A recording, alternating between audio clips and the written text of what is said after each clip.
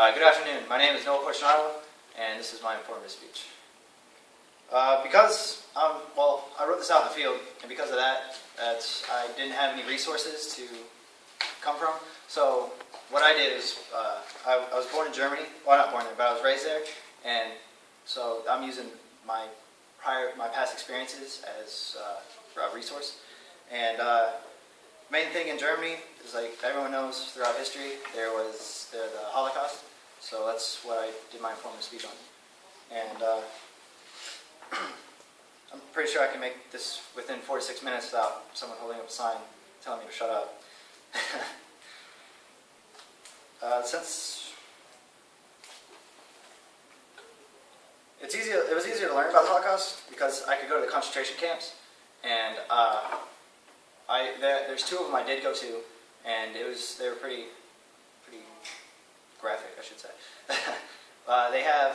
They turned it into a museum, so you could go through there, and they had signs up, and you could see.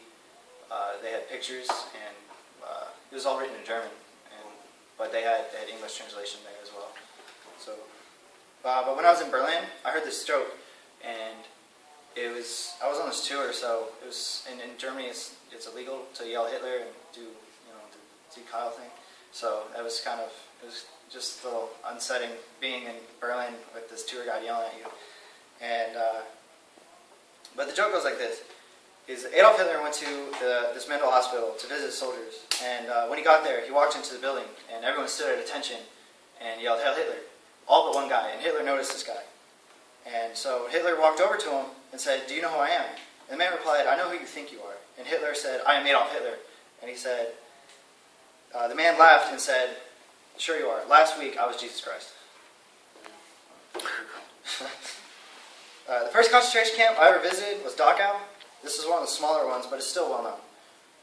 The Germans turned it into a museum, so you can go in there, and you can actually see they still have the gas chambers up there and the fire pit, and you can see where they live. Like, they didn't tear down their beds or anything like that. It's still like as it was back then. And in their rooms, if you really call it a room, I guess it was just like a long hallway that had a whole bunch of beds just stacked up. Like, they were kind of like bunk beds, but like 3 or 4 high. And there weren't any mattresses. It was just wood. So they had a blanket, and they might have used that for padding, but it really wasn't much there. And their working conditions are even worse, though, and they barely got fed. It didn't really matter how old you were, if you were male or female. They all had to do, horrible jobs and labor, and it was horrible conditions. If you couldn't work anymore from either exhaustion or fatigue, you'd go off to the gas chamber. But the way they do that is they actually had a sign above Dachau and Auschwitz and all the concentration camps saying "Arbeit macht frei," which means "work, you're free." And so once they started collapsing and couldn't work anymore, the Germans would say, "All right, you've done enough. You're working free. Arbeit macht frei." So they trick them though, and they bring them into the gas chamber and tell them that they're getting a shower, and it just looked like a huge public shower, but instead of water, it spread out gas, and that's what killed them. And the reason why they burned the Jews is because they had so many falling out and dying that they just had bodies just piling up, and they didn't know what to do with them, so they just started burning them. They actually have this statue at Dachau with all these mangled bodies together, and that's the statue, just like of the piles of bodies. And another concentration camp I went to, probably the biggest one, is Auschwitz. And they had a railroad go into it where they just truck in all the people who go to the concentration camps.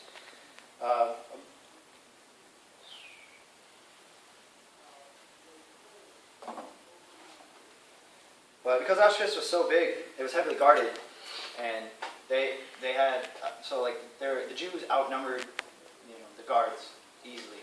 But because they weren't fed and worked on these unbearable conditions, so they were always tired. So they couldn't rebel. So that was their strategy with that, and it made it very difficult for any uprising to come to do anything like that. Nearly impossible.